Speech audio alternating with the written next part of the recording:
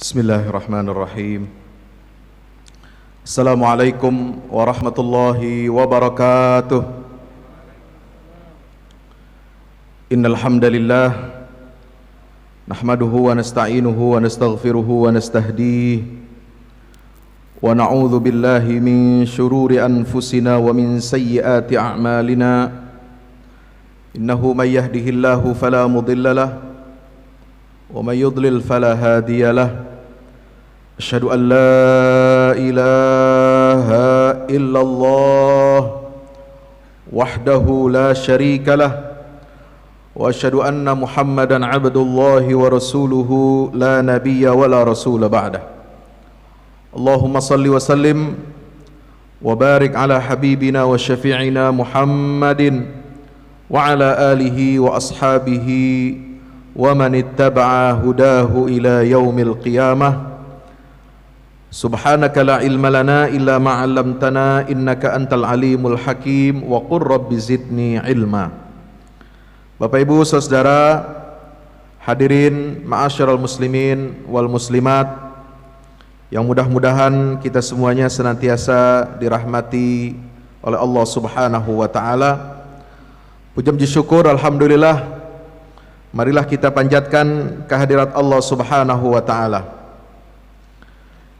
Dengan nikmatnya alhamdulillah kita dapat berkumpul, kita dapat melangkahkan kaki untuk kita dapat melaksanakan ibadah subuh berjamaah. Mudah-mudahan semua amal ibadah kita senantiasa diterima oleh Allah Subhanahu wa taala. Alhamdulillah atas nikmat iman dan Islam. Alhamdulillah atas nikmat turunnya Al-Qur'an. Alhamdulillah atas nikmat diutusnya Rasulullah Muhammad SAW kepada kita semuanya. Alhamdulillah kita dapat bersilaturahim, bertatap muka di majlis ilmu yang berkah ini. Dan alhamdulillah kita masih dapat dimampukan oleh Allah untuk mensyukuri nikmat-nikmat Allah Subhanahu wa taala. Salawat dan salam tak lupa kita sampaikan kepada junjungan kita baginda Rasulullah Muhammad sallallahu alaihi wasallam beserta seluruh keluarga, para sahabatnya, dan mudah-mudahan tercurah limpahkan untuk kita semua pengikutnya hingga yaumil qiyamah. Bapak Ibu Saudara yang dirahmati Allah, tidak lain alhamdulillah kita bersyukur kepada Allah. Pertama, kita sudah beberapa pekan ini dapat melaksanakan ibadah juga taklim di masjid.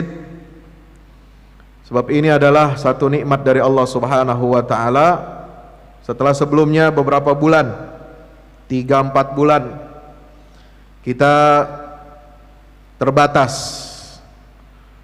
melaksanakan ibadah, bahkan bulan Ramadan kita masih di rumah aja. Maka kita mensyukuri nikmat Allah. Qul bifadlillahi wa birahmatihi fabidzalika falyafrahu huwa khairum mimma yajma'un. Katakanlah dengan rahmat karunia Allah. Qul bifadlillahi wa birahmatihi fabidzalika falyafrahu, hendaklah mereka bergembira. Jadi kita meski bergembira atas nikmat karunia dari Allah Subhanahu wa taala, kita dapat memakmurkan, meramaikan masjid kita kembali. Alhamdulillah.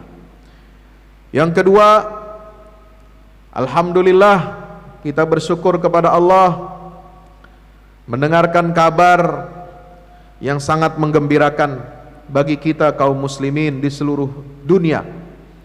Bukan hanya di Turki, tapi juga bagi seluruh kaum muslimin di seluruh dunia. Tanggal 10 Juli Pengadilan Tinggi Administrasi Turki memutuskan dengan keputusan bulat, dengan bersyukur kita kepada Allah Subhanahu wa taala, Pengadilan Administrasi tertinggi di Turki itu mengabulkan gugatan kelompok kaum muslimin yang mengajukan gugatan untuk membatalkan keputusan Dewan Menteri tahun 1934 yang mengubah fungsi Masjid Hagia Sophia menjadi museum. Ya. Jadi perdebatannya atau diskusinya jangan lagi kita terjebak kepada oh ini merubah gereja jadi masjid, nggak ada. Yang ada merubah museum jadi masjid. Paham ya? Sebab selama 481 tahun sejak ibu kota Bizantium Timur, Konstantinopel itu ditaklukkan oleh kaum muslimin yang dipimpin langsung oleh Sultan Muhammad II, yang kemudian diberikan julukan Al-Fatih atau Sang Penakluk. 481 tahun sejak 1453 itu yang namanya Hagia Sophia, Katedral Kristen Ortodoks, itu telah berubah fungsinya menjadi masjid. Jadi diskusi soal perubahan gereja menjadi masjid itu sudah tidak ada, sudah selesai. Ya, sudah selesai. Jadi jangan kita umat Islam ini terjebak, oh ini zalim, oh ini pemerintah Turki, pemerintah Erdogan ini tidak menghargai minoritas non-muslim.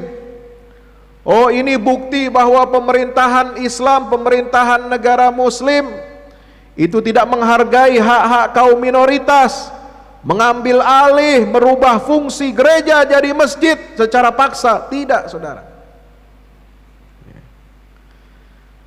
Ini keputusan pengadilan tinggi, keputusan negara, bukan kemauan pemerintah. Ini adalah murni keputusan yudisial. Ini sifatnya imparsial. Ini sifatnya hukum.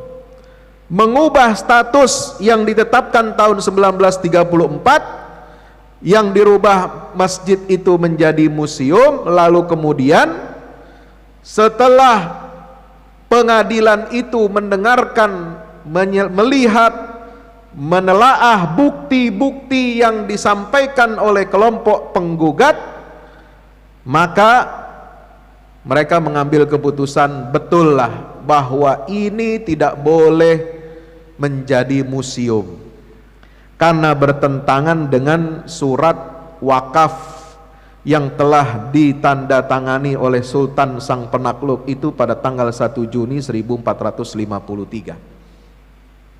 Ya. Surat wakafnya, ya, kalau saudara tahu itu ngeri itu. Ya, saya bikin video, saya sebarkan di YouTube, saya terjemahkan itu kutukan bagi siapa yang merubah isi surat wakaf, surat wasiat dari Sultan ini. Ya, nggak main-main. Ya, karena ini barang. Kenapa kalau ada yang bertanya, Pak Ustadz ini tindakan Sultan Muhammad, ini pertama kita harus sepakati, ini diskusi sudah selesai. Tapi kalau Anda mau bicara lagi tentang hukum fikih, ya saya siap layani. Bagaimana kok seorang sultan bisa merubah rumah ibadah agama lain beralih fungsi menjadi masjid? Kenapa Sultan Muhammad II itu tidak meniru, tidak meneladani Khulafaur Rasyidin, terutama Umar ibnul Khattab yang menaklukkan kota Yerusalem, dan tidak ada satupun gereja di kota Yerusalem itu yang dirubah oleh Umar sebagai masjid? Ini kan pertanyaan. Ada yang bertanya-tanya. Mungkin ada di antara saudara-saudara di sini atau pemirsa yang menyaksikan dari siaran ya YouTube saya, itu yang ada bertanya-tanya, itu kenapa kita pernah mengunjungi Yerusalem, kita pernah umroh, ziarah plus Aqsa, kemudian kita masih bisa menyaksikan di situ gereja apa di Yerusalem itu, Kanisatul Qiyamah, yang konon di situ adalah tempat kelahirannya Nabi Isa alaihi salam. tidak diapa-apakan, tidak dirubah jadi masjid. Bahkan Umar ibn al-Khattab Amirul Mukminin menolak untuk sholat di dalam gereja itu, khawatir nanti, beliau khawatir kalau nanti ada orang Islam, penguasa, pemimpin Islam yang ada setelah beliau lalu mengklaim tempat itu sebagai milik kaum muslimin. Tempat itu pernah jadi tempat sholatnya Khalifah Umar ibn al-Khattab, lalu diambil alih dan dirubah menjadi masjid. Apakah tidak bertentangan ini praktek yang dilakukan oleh Umar ibn al-Khattab dengan Sultan Muhammad yang menaklukkan kota Konstantinopel, sebagaimana yang dibisyarahkan oleh baginda Rasulullah sallallahu alaihi wasallam, la tuftahanna hadhil madinah ay al-Qustantiniyatu fala ni'mal amiru amiruha wa la ni'mal jaishu dzalikal jais. Ini hadis riwayat Musnad Ahmad, Al-Hakim dan lain-lainnya. Bahwasanya Nabi SAW bersabda, la tuftahanna, demi Allah. Ini Nabi membuka kalamnya, sabdanya itu dengan qasam, dengan sumpah. Demi Allah, kota Konstantinopel itu akan ditaklukkan, akan dibuka oleh kalian. Jadi Konstantinopel kapan ditaklukkan oleh umat Islam? Sejak Rasulullah mengucapkannya. Secara spiritual, ini kota, ibu kota Bizantium Timur, Romawi Timur itu ditaklukkan sejak Rasulullah mengucapkannya. Secara spiritual Pak ya. Tapi secara fisik baru diwujudkan oleh Allah Subhanahu wa Ta'ala. Dengan apa? Dengan ditaklukkannya Konstantinopel ini oleh Sultan Muhammad, dua dari Kesultanan Turki Ottoman, setelah 825 tahun Nabi SAW mengucapkan sabda itu. Subhanallah. Apa itu tidak berlebihan Pak Ustadz? Enggak. Sebagaimana Nabi SAW, ya, Nabi Muhammad ini itu lahir ke dunia, diutus oleh Allah menjadi Rasul, itu juga merupakan doanya Nabi Ibrahim alaihi salam. Nabi Ibrahim berdoa, Rabbana wab'ath fihim rasulan min anfusihim yatlu alaihim ayatika wa yu'allimuhumul kitaba wal hikmata wa yuzakkihim innaka antal azizul hakim. Al-Baqarah 129. Kapan Nabi Ibrahim berdoa? 3000 tahun yang lalu. Tapi baru muncul Rasulullah. Doanya ini kan wujudnya Rasulullah Pak, ya enggak? Lihat semua tafsir, lihat semua perkataan ulama, itu doa adalah untuk Nabi kita Muhammad sallallahu alaihi. Artinya apa? Nubuat tentang kelahirnya Nabi Muhammad, nubuat tentang kerasulannya Nabi Muhammad SAW itu sudah dilantunkan, dilisankan oleh Nabi Ibrahim 3000 tahun sebelumnya. Tapi wujud fisiknya baru lahir kapan? 570 Masehi. Alhamdulillah. Maka seperti itu juga ketika Nabi SAW mengatakan kota Konstantinopel ini akan kalian taklukkan, maka mulai saat itu secara spiritual sebenarnya dia sudah berada dalam penaklukan kaum muslimin. Fala ni'mal amiru amiruha wala ni'mal jaishu dzalikal jais. Sebaik-baik pemimpin adalah pemimpin yang menaklukkan Konstantinopel itu, dan sebaik-baik tentara adalah tentara yang terlibat membebaskan kota ini. Saudara kaum muslimin yang dirahmati Allah Subhanahu wa taala, kembali ke pertanyaan. Kenapa Sultan Muhammad II ini perlakuannya terhadap gereja milik Kristen Ortodoks berbeda dengan perlakuan Umar ibnul Khattab radhiyallahu anhu ketika beliau menerima kunci-kunci gerbang Baitul Maqdis dari uskup, dari Patriark Soporinus, dan beliau tidak merubah gereja kelahirannya Nabi Isa alaihi salam itu menjadi masjid. Apa jawaban para ulama? Beda status penaklukan Yerusalem dengan Konstantinopel. Yerusalem, Baitul Maqdis itu ditaklukkan oleh kaum muslimin bukan dengan peperangan,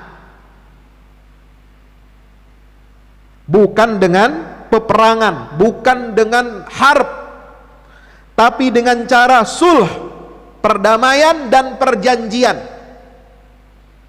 Karena uskup agung Yerusalem saat itu, Soforinus, bersama seluruh rakyat yang beragama Kristen di kota Baitul Maqdis pada saat itu, mereka menyerahkan diri secara sukarela.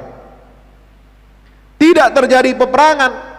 Itu kota Baitul Maqdis waktu ditaklukkan tidak diserang oleh pasukannya Abu Ubaidah ibnul Jarrah, ataupun pasukannya Khalid ibnul Walid, atau pasukan yang dipimpin oleh sahabat-sahabat Nabi yang lain.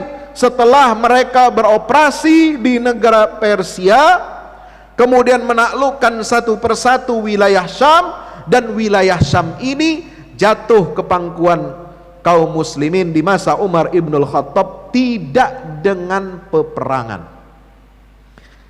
Kalau Persia dengan peperangan, ditaklukkan dengan peperangan. Kalau negeri Syam, wilayah Romawi Timur, dan kota Yerusalem sebagai Durrah al-Mudun yang ada di negeri Syam itu jatuh ke tangan kaum muslimin tidak dengan peperangan. Mereka sukarela. Bahkan mereka lebih senang dipimpin oleh umat Islam setelah mendengar pemimpin umat Islam Amirul Mukminin Umar bin Khattab ini adalah orang yang adil, orang yang bijaksana, orang yang baik hati, daripada dipimpin oleh Kaisar Romawi Timur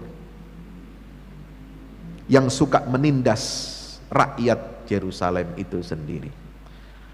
Maka mereka menyerahkan kunci Yerusalem atau Baitul Maqdis ini secara sukarela dan sesuai dengan perjanjian yang disepakati.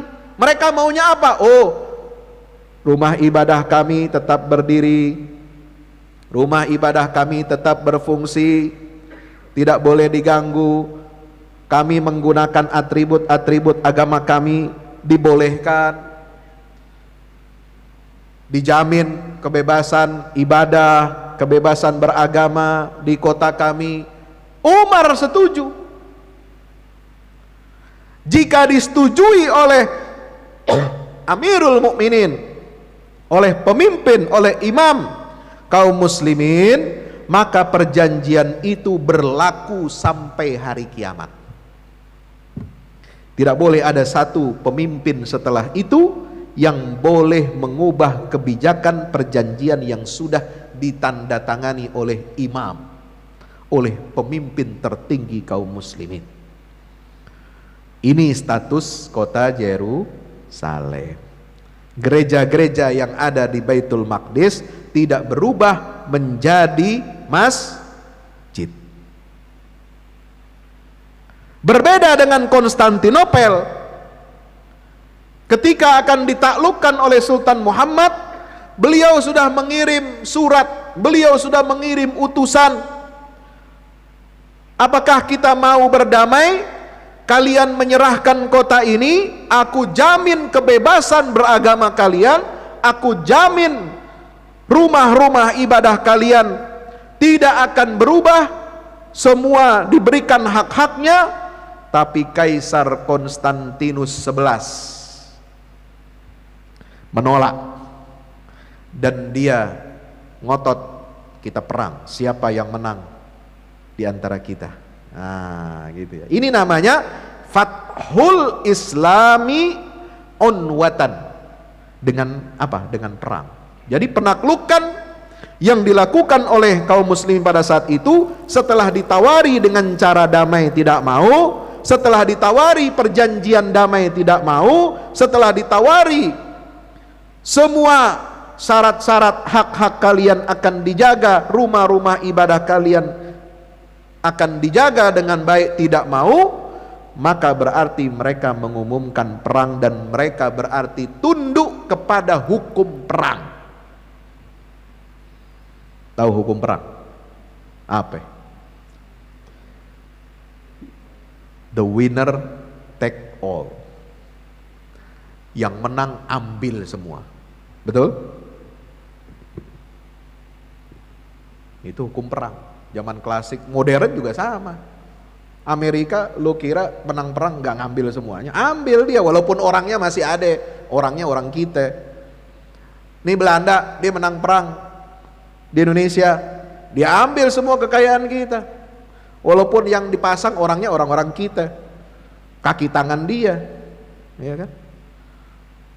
Semua itu berlaku Pak, pemenang ambil semua. Nah ini yang berlaku di zaman Sultan Muhammad Al-Fatih. Sudah baik-baik diajukan perjanjian, diajukan supaya penaklukan ini berjalan secara damai, tidak ada peperangan, maka yang terjadi adalah ditolak oleh Kaisar Konstantinus. Bahkan dia mengundang tentara salib dari seluruh Eropa untuk datang membantu, tapi nggak ada yang bantu. Cuma datang bantuan, dia bayar tentara bayaran dari Genoa, dari wilayah Italia yang mau membantu, karena itu juga dibayar oleh Kaisar Konstantinus, tentara bayaran. Jadi praktis kota Konstantinopel itu hanya dipertahankan oleh 8.000 pasukan, sementara Sultan Muhammad membawa kurang lebih minimal itu 100.000 pasukan. Dan karena kuatnya benteng pertahanan yang berlapis-lapis, ada 5 lapis tuh. Kemudian dia dikelilingi oleh selat, oleh laut, kemudian dia tutup selatnya itu dengan rantai-rantai besar di dasar laut. Kalau ada kapal musuh mau masuk, dia ambil, dia tarik, sehingga kapal apapun yang mau masuk ya nggak bisa, atau hancur kalau dia paksa. Maka apa yang terjadi, saudara yang dirahmati Allah? Penaklukan Konstantinopel dengan peperangan itu memakan waktu 9 minggu. Mulai dari tanggal 4 April 1453 sampai 29 Mei 1453. Dan itu bisa berhasil juga berkat kecerdikan Sultan Muhammad yang melihat kalau serangan darat ini tidak bisa tembus. Sudah dilakukan berbagai cara, baik dengan serangan meriam yang dahsyat ya, waktu itu Ottoman Turki menyerang Konstantinopel itu dengan 500 meriam, dan satu meriam yang paling besar yang pernah dibuat dalam sejarah umat manusia ya, yang dibawa oleh 200 ekor sapi ya, 200 ekor kerbau ya, itu baru bisa jalan itu tidak berhasil. Pakai cara menggali terowongan supaya melewati, tembus di benteng itu, lalu kemudian mereka buat bom di bawahnya supaya runtuh benteng itu, nggak berhasil juga karena bisa kedeteksi. Akhirnya dipikir ini jalan darat susah, laut dihadang dengan rantai. Akhirnya beliau ambil satu keputusan dan dia panggil penguasa atau pemimpin Kristen yang berkuasa di Bukit Galata. Tahu Galata? Itu yang ada menara kecilnya itu, perbukitan yang persis berada di seberang Istana Topkapi. Sekarang kalau kita lihat itu begitu. Ini beda penguasanya. Nah, yang ini dia tukang dagang. Ya, dia tukang dagang, yang penting gue untung, yang penting siapapun berkuasa, gue bisa jadi teman. Nah, ini bisa saling memahami dengan Sultan Muhammad, dikasih jaminan ini dan itu, kalian tidak akan diganggu agamanya, tidak akan diganggu hak-hak ibadahnya, tapi berikan kami izin untuk melintasi wilayah kalian. Untuk apa? Dibuka, dibabat hutan itu yang ada di Bukit Galata, dan kayu-kayunya itu dijadikan apa? Dijadikan bantalan untuk menaikkan kapal-kapal. Ya. 200 kapal Ottoman itu naik ke atas bukit. Coba bayangkan. Ini pernah ada dalam sejarah perang modern sekarang. Supaya bisa jalan, naik, masuk lagi ke lautan itu, dia mesti jalan 2 kilometer. Ditarik oleh tentara itu. Subhanallah. Dari situlah baru umat Islam mendapatkan jalan kemenangannya dari Allah Subhanahu wa ta'ala. Jadi statusnya beda, Pak, antara Konstantinopel dengan Yerusalem, antara gereja kelahirannya Nabi Isa alaihi salam dengan gereja Katedral Hagia Sophia itu berbeda status hukumnya, sehingga Sultan Muhammad memerintahkan pada tanggal 29 itu beliau masuk ke kota Konstantinopel. Yang pertama dimasuki bukan istana kaisar, bukan istana raja, dia masuk ke Hagia Sophia, karena ini simbol. Tidak ada Konstantinopel tanpa Hagia Sophia.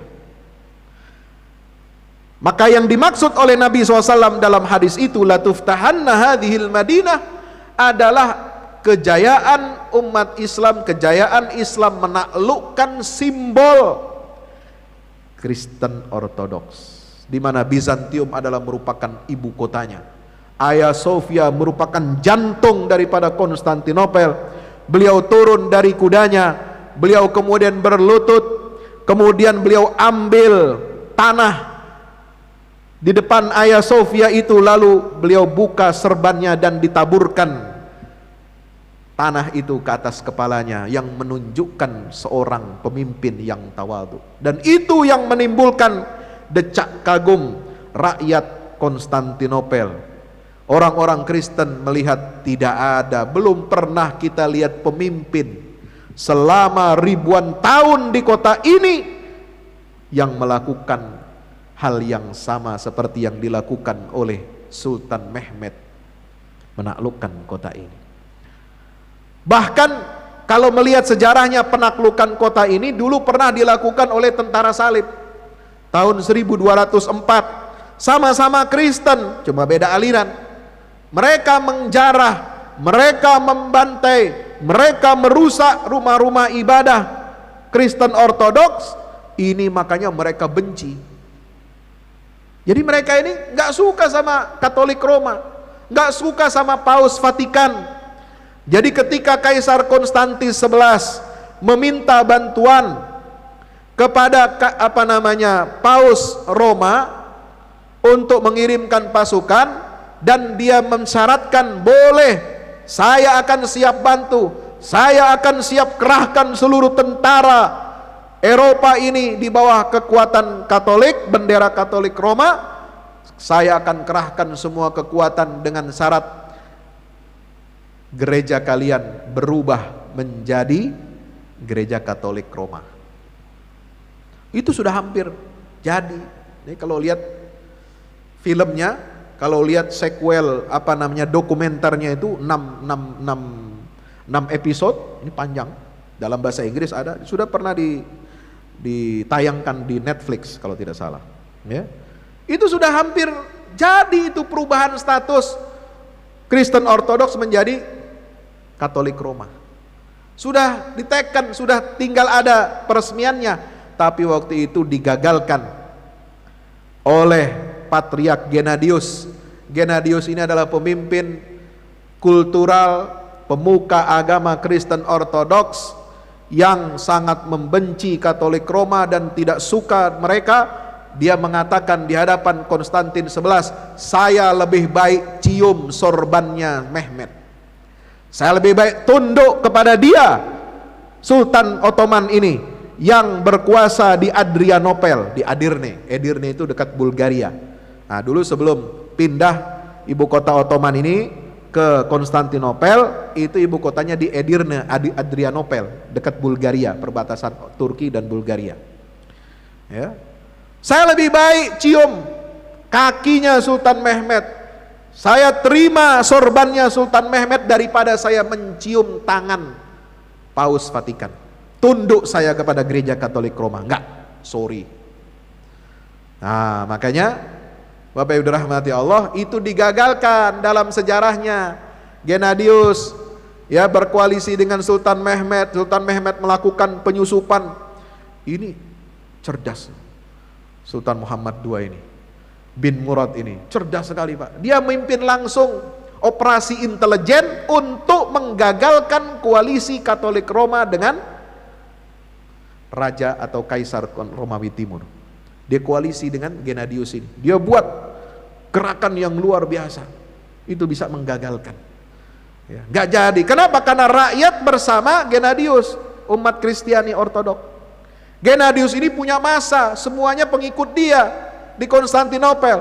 Lalu kemudian ketika terjadi akan dibaptis, ini kaisar, keluarganya, semua pejabat-pejabat di Hagia Sophia mau berubah mereka, mau tunduk mereka kepada Katolik Roma. Datang Gennadius, ujuk-ujuk tadinya dia di penjara Pak, dibebasin sama Sultan.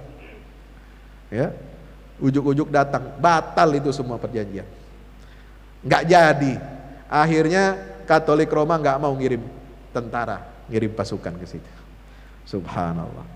Bapak Ibu Saudara yang dirahmati Allah Subhanahu Wa Taala. Jadi ini yang harus kita tahu sejarah. Ya.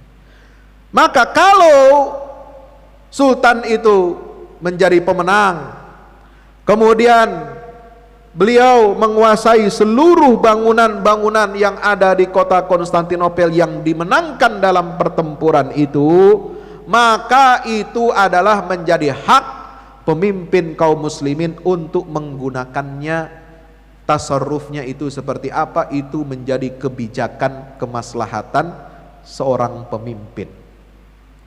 Apalagi kalau ada dengar kabar dibeli, apalagi ini lebih semakin kuat, enggak dibeli aja itu gereja, itu udah haknya sultan, udah jadi hak miliknya, propertinya. Dan ketika itu Hagia Sophia ini udah rusak berat, ya kan namanya perang, meriam siang malam, ya 9 minggu, bayangin, dibombardir. Nggak mungkin Hagia Sophia itu berdiri tegak semuanya, ya hancur, roboh bagian-bagian tertentu, ya rusak. Nah jadi sudah tidak bisa dipakai juga, sehingga ada riwayat yang mengatakan ini diserahkan kepada sultan, tapi sultan mau membelinya dengan harta pribadi. Itu riwayatnya, tapi benar atau tidaknya itu, tanpa itu pun itu hak sah milik sultan yang memenangkan pertempuran, dan dia berhak untuk mengubahnya menjadi apapun. Apalagi disetujui. Gennadius ini patriarknya Konstantinopel, itu teman dekatnya sultan Pak. Jadi nggak ada penolakan dari mereka, silahkan pakai sultan, kita yang penting kita ibadah. Masih banyak gereja-gereja lain. Ini kan cuma satu yang diminta oleh sultan, yang dirubahnya cuma satu. Sehingga kata Erdogan kemarin, gereja dan sinagog di Turki ini lebih banyak daripada masjid di Eropa. Lu mau ngapain? Ente mau bicara hak kebebasan beribadah, lebih bebas orang beribadah Kristen Yahudi di Turki daripada umat Islam beribadah di Eropa. Ya. Kalau mau menang-menangan, ya, itu masjid-masjid agung di Andalusia di Spanyol, kita juga berhak menuntut kembali dong fungsinya jadi masjid, bos. Paling enggak netral jadi museum. Ini enggak dipakai jadi katedral. Ya. Bapak Ibu yang dirahmati, padahal ketika itu sultan-sultan, raja-raja muslim di Andalusia, di Cordoba, di Toledo, di Sevilla, di Malaga, di semua kota-kota Andalusia yang dulu dikuasai kaum muslimin, itu menyerahkan kota itu dengan perjanjian damai, bukan perang. Ingat, ya, Andalusia termasuk terakhir benteng Islam terakhir di Spanyol adalah Granada, Istana Alhambra, Masjid Agung Alhambra, itu jatuh ke tangan Kristen, itu bukan dengan peperangan tapi dengan perjanjian. Syaratnya, kamu harus jaga hak-hak umat Islam. Jangan ganggu mereka. Kamu harus jaga rumah ibadah masjid-masjidnya umat Islam. Oke. Ya semua dia mau tanda tangan. Akhirnya dikhianati. Nah, ini kan sama statusnya dengan Baitul Maqdis ya kan? Yang di Spanyol itu. Yang menang perang, tapi ini dia menandatangani perjanjian damai, perjanjian untuk menjaga hak-haknya umat Islam di kota-kota itu tetap menjadi masjid, tetap dijamin kebebasan beribadah, tetapi dilanggar. Artinya siapa yang melanggar hukum internasional? Kalau mau lihat itu ya yang melanggar hukum internasional ya dia, bukannya Turki, bukannya Sultan Muhammad, bukannya pengadilan tinggi Turki. Bapak Ibu yang dirahmati oleh Allah Subhanahu wa taala, maka ya, ada yang berkata, untuk apa sih ribut-ribut, berubah masjid jadi gereja jadi masjid, berubah museum jadi masjid. Udah biarin aja jadi museum. Biar kita tenang, biar kita adem, hubungan kita dengan non muslim juga tenang. Hubungan kita dengan non muslim gak ada masalah, Pak. Aman-aman aja. Jangan justru kita punya inferiority complex, punya rasa minder. Ya, Yunani komentar, kita yang ribut. Amerika yang gak setuju, kita yang ribut. UNESCO yang menolak. Loh, apa hubungannya? Ini punya kedaulatan suatu negara. Sudah berdasarkan proses hukum, sudah melalui tahap-tahap yang begitu lama. Mulai tahun 2012 ini ajuan gugatannya, Pak. 2012. Jadi 8 tahun proses hukumnya, dan Erdogan gak mau ambil pusing. Tahu sikap Erdogan pertama ketika ada umat Islam yang menuntut Hagia Sophia ini dikembalikan jadi masjid? Kata dia, gak usah lah, itu masjid di depannya itu diramaikan dulu. Apa ya masjid yang depannya? Blue Mosque, Masjid Biru, Masjid Sultan Ahmed. Itu dimakmurkan dulu dong, masih kosong, masih banyak lebih banyak turis yang masuk daripada orang Islam yang sholat. Ya enggak? Kok ini mau minta lagi museum jadi masjid? Nah, Erdogan begitu, jawabannya santai. Ya. Dia nggak mau ambil pusing, tapi ini tetap terus berjalan. Ya, ketika putusan pengadilan menetapkan, ya nggak mau presiden harus keluarkan dekret. Ya. Menyatakan karena ini adalah pemimpin tertinggi suatu negara, apa yang dihasilkan oleh putusan hukum pengadilan suatu negara itu, ya dia harus menyatakan dekretnya bahwa ini menyatakan kembali fungsinya, kan gitu. Jadi ini bukan keinginan sepihak. Ini adalah hasil daripada perjalanan status hukum yang sedemikian rupa, dan ini simbolnya luar biasa. Kalau ada yang bertanya, apa sih manfaatnya? Apa bisa pengembalian museum jadi masjid ini menjadi simbol kemenangan Islam? Apa bisa pengembalian museum fungsinya dikembalikan kembali menjadi masjid, itu lalu bisa menutupi kekalahan-kekalahan umat Islam di berbagai bidang? Saya katakan bisa. Apa bisanya?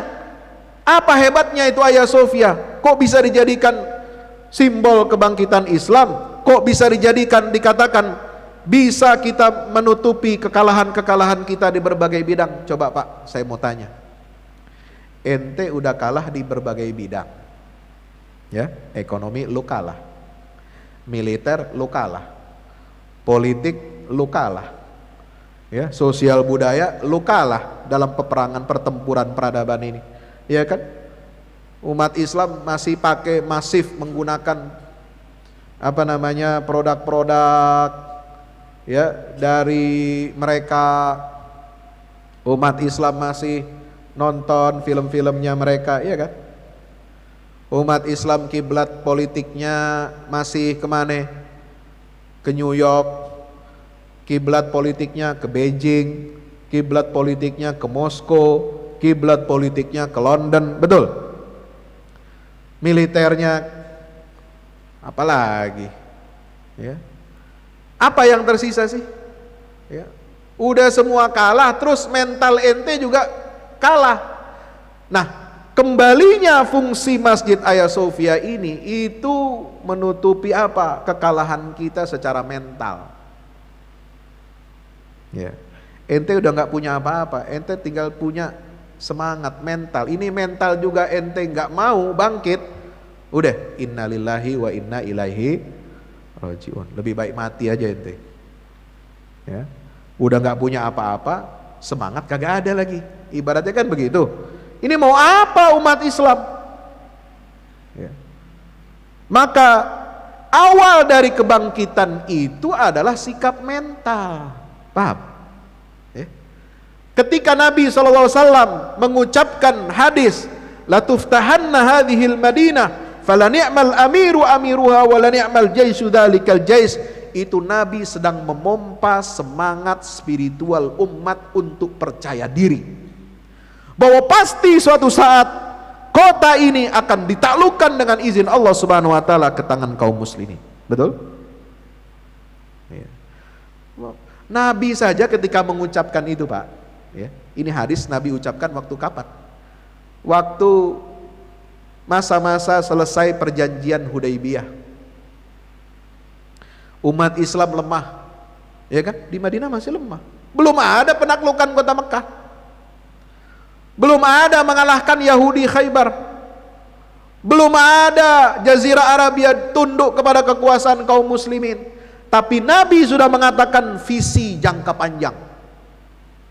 Ya. Ibaratnya sekarang, ya, ini Timur-Timur. Tahu Timur-Timur? Tahu? Kan kecil negaranya, Pak.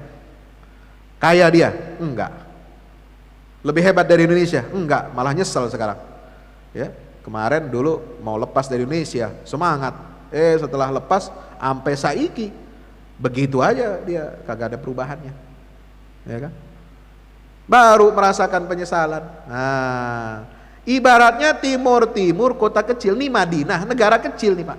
Nih Madinah negara kecil. Madinah nantang Persia, Madinah nantang Romawi, kira-kira seperti Timur-Timur nantang Amerika. Masuk akal nggak? Saya mau tanya.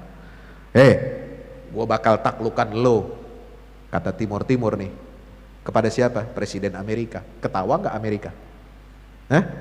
Naklukan Indonesia aja nggak bisa, ya nggak? Amerika mau ditaklukkan sama Timur-Timur, mustahil. Ketawa Amerika, lu siapa? Ya. Ketika Nabi mengucapkan kita akan menaklukkan Konstantinopel, bahkan ketika Nabi mendoakan kekaisaran Persia akan dicabik-cabik oleh Allah Subhanahu wa taala sebagaimana dia raja itu merobek surat aku, itu artinya ketika diucapkan oleh Nabi itu Persia udah tamat riwayatnya, meskipun baru terwujud setelah Nabi wafat, yaitu di zaman Umar ibnul Khattab. Ya. Jadi semangat dulu, visi jangka panjang ini yang diajarkan oleh Rasulullah. Dari visi itu lahir misi, dari situ lahir aksi, dari situ lahir program. Bagaimana kita mau bangkit tapi kita nggak punya visi? Maka kembalinya Hagia Sophia menjadi masjid ini simbol kebangkitan apa? Mental umat Islam, kepercayaan diri umat Islam, spiritnya umat Islam untuk menolong agama Allah. Sebab selama Hagia Sophia itu menjadi museum, itu dia menjadi simbol umat Islam terpuruk, umat Islam tertindas, umat Islam dibelenggu oleh sekulerisme. Karena yang mengeluarkan keputusan Masjid Hagia Sophia menjadi museum itu adalah rejim sekuler yang memusuhi Islam. Jadi ketika statusnya jadi museum selama itu berarti kita sedang berada dalam belenggu, dirantai oleh sekulerisme, dirantai oleh penjajahan pikiran, penjajahan mindset, penjajahan yang bersifat spiritual, sehingga umat ini tidak bisa bangkit, nggak bisa merangkak. Maka ini simbolnya luar biasa besar, jangan dianggap remeh loh Pak. Seolah-olah iya berubah jadi museum, jadi masjid, udah biasa, ntar kita ke sono jalan-jalan, kita sholat di sana. Kita sujud syukur di sono. Enggak begitu, enggak sesederhana itu, Pak. Makanya kenapa UNESCO, kenapa Amerika, kenapa Yunani, kenapa negara-negara Uni Eropa menentang?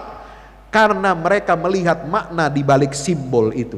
Kalau masjid ini yang jadi museum berubah lagi menjadi masjid, berarti umat Islam sudah bangkit dan sudah merasakan izahnya, tidak mau lagi dibelenggu oleh sekularisme. Ini berbahaya. Paham? Paham belum? Paham belum? Maka ayo kita bangun. Ya, jangan tidur terus. Visi Rasulullah ini jangka panjang, Pak. Visi Rasulullah itu kata Nabi SAW, Innallaha zawaliyal arda fara'aitu masyariqaha wa magharibaha. Allah telah melipat bola dunia ini di hadapanku. Ini Nabi SAW dalam satu riwayat ketika Isra Mi'raj, di hadapan Nabi Allah lipat bola dunia ini jadi kecil, iya kan? Nabi kan tadinya ada di dunia nih, terus ke atas dilipat bola dunia, dibawa ke hadapan Rasulullah. Nih dunia ini, maka aku melihat sisi-sisi ujung timur dan ujung baratnya.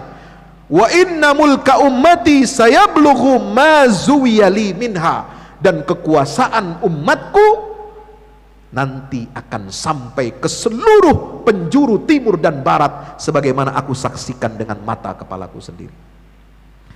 Ini visi Rasulullah, Pak. Maka umat Islam ini jangan visinya katak dalam tempurung. Jangan visinya cuma Cibubur doang mainannya. Visinya cuma Jakarta doang mainannya. Visinya jangan cuma Indonesia doang mainannya. Kita ini visinya global. Ya. Ketika Nabi ditanya oleh para sahabat, disaksikan oleh Abdullah bin Amr ibn al-As, Ya Rasulullah, ayyul madinataini tuftahu awwala? Ya Rasulullah, kota mana yang lebih dahulu dari dua kota ini yang ditaklukkan lebih dahulu oleh umat Islam? Al-Qustantiniyatu Amir Rumiyah, Konstantinopel ibu kota Kristen Ortodoks, atau Roma Vatikan ibu kota Katolik? Mana yang lebih dulu ditaklukkan ya Rasulullah, dua kota ini? Ini sahabat Nabi, Pak, di Madinah, negara kecil, belum bisa mengalahkan Romawi, belum bisa mengalahkan Persia, tapi udah nanya mainannya jauh. Tahu mainannya jauh? Mainannya nggak cuma ngubek-ngubek gang-gang kecil di Madinah. Mainannya udah bervisi global. Nanya, ya Rasulullah, ini dua kota besar ini, Konstantinopel dengan Roma, mana dulu yang ditaklukkan oleh kita? Begitu orang Islam nanya. Bukan bertanya begini, mana lagi ladang minyak kita yang mau diambil oleh asing? Nah, itu goblok namanya. Mana lagi mau kita jual ini barang kita ini? Bukan begitu cara orang Islam. Mana lagi yang bisa kita jual ini aset kekayaan orang Islam, umat Islam ini? Itu bodoh sekali. Orang Islam ini visinya itu sebaliknya. Dia mesti bervisi bisa menguasai, tapi menguasai dunia ini tidak seperti mereka, orang kafir, orang musyrik. Kekuasaan umat Islam itu menjadi rahmat bagi seluruh alam semesta. Maka Nabi menjawab, Madinatu Hirakla tuftahu awalan. Kota Heraklius, Kaisar Romawi Timur, ketika Nabi hidup, Nabi kirim surat, itu namanya Kaisar Heraklius. Heraklius kotanya itu yang akan ditaklukkan terlebih dahulu. Berarti Roma nanti insya Allah akan kita taklukkan dengan izin Allah subhanahu. Gimana caranya? Allah yang tahu. Yang penting kita berusaha, berniat, bertekad, dan minimal berangkat dari kembalinya Hagia Sophia ini ke pangkuan Islam. Itu menandakan kita umat Islam ini harus melepaskan diri dari belenggu sekularisme, belenggu ateisme, belenggu materialisme, belenggu penjajahan Barat dalam semua dimensi, dalam semua bidang kehidupan kita, dan kita hanya kembali kepada Allah subhanahu wa ta'ala. Masjid ini simbol pembebasan.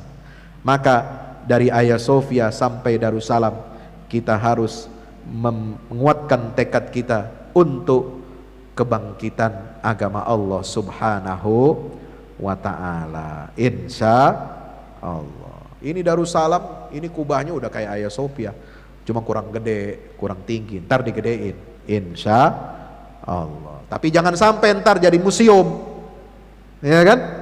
Jangan sampai kita nggak tahu nih anak cucu kita bisa pertahankan atau enggak, umat kita bisa mayoritas terus apa enggak, kita nggak tahu. Pemimpin kita masih benar apa enggak. Jangan sampai ini masjid, aset umat Islam, ya, dikuasai oleh sekuler, dikuasai oleh ateis, dikuasai oleh komunis, nanti bakalan na'udzubillah jadi museum, ya.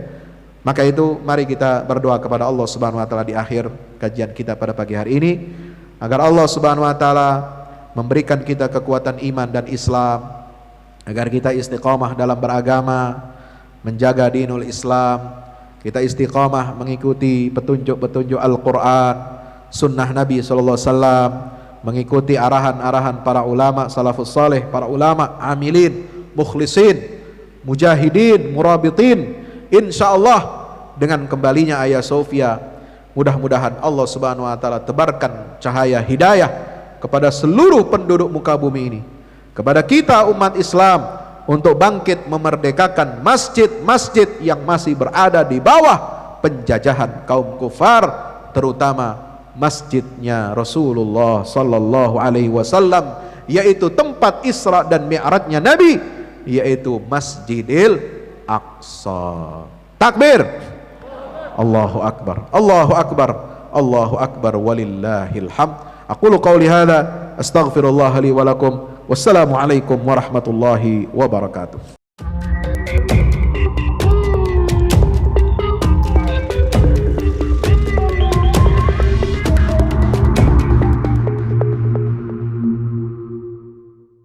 Teman-teman, assalamualaikum warahmatullahi wabarakatuh. Waalaikumsalam warahmatullahi wabarakatuh. Kita itu dituntut jadi guru. Wah, nggak bisa. Ya udah jadi santri. Nggak bisa juga. Minimal lo bantu orang yang menjadi guru dan menjadi santri. Dan itu ada wadahnya yang paling tepat. Di mana Ustaz Fahmi? Kita insya Allah akan membangun pusat dakwah Quran Al-Fahmu Institute di Jakarta Barat. Di sana kita akan menyelenggarakan tahfiz Quran, kemudian pendidikan Quran untuk anak-anak, remaja dan dewasa. Tahfiz Quran itu artinya supaya orang hafal Quran. Supaya orang hafal Quran. Begini. Minimal kita punya hafalan Quran. Kalau ente nggak sanggup hafal Quran, lu nikah sama orang yang hafal Quran. Kalau nggak sanggup juga, lu punya anak yang hafal Quran. Nggak bisa juga, lu bantu orang yang mau menghafal Al-Quran di Al-Fahmu Institute. Insya Allah. Ini nomor rekening mana? Nih. Nomor rekeningnya ada di sini. Ada di sini. Ya, di Bank Muamalat, ada di BCA, ada di BNI Syariah. Insya Allah. Insya Allah dan insya Allah kita akan mampu membangun. Nggak jauh-jauh. Kalau yang lain mah di Udik, di mana nggak kelihatan. Tapi ini di Jakarta Barat. Lu bisa lihat, lu bisa kunjungin, dan lu dengan gembira mereka itu menghafal atas infak darimu. Bukan hanya sekedar menghafal, tapi juga mentadaburi, mengamalkan. Mudah-mudahan bisa mengamalkan. Ini sesuai dengan hadis Nabi dong. Insya Allah. Kun aliman, Au muta'alliman, mustami'an, muhibban, wala takun khamisan. Lu udah nggak ngapal, nggak ngajar, nggak ngajarin, nggak cinta, nggak demen juga. Fatah lu. Apalagi? Fatah lu. Karena itu sebelum menjadi celaka, insya Allah tempat yang tepat Al-Fahmu Institute. Al-Quran menjadi syafaat bagi kita di hari kiamat. Amin ya Rabb. Amin ya Rabbal alamin. Assalamualaikum warahmatullahi wabarakatuh. Waalaikumsalam warahmatullahi wabarakatuh. Makasih Babe Haikal. Alhamdulillah, komando gitu. Allahu Akbar. Allahu Akbar.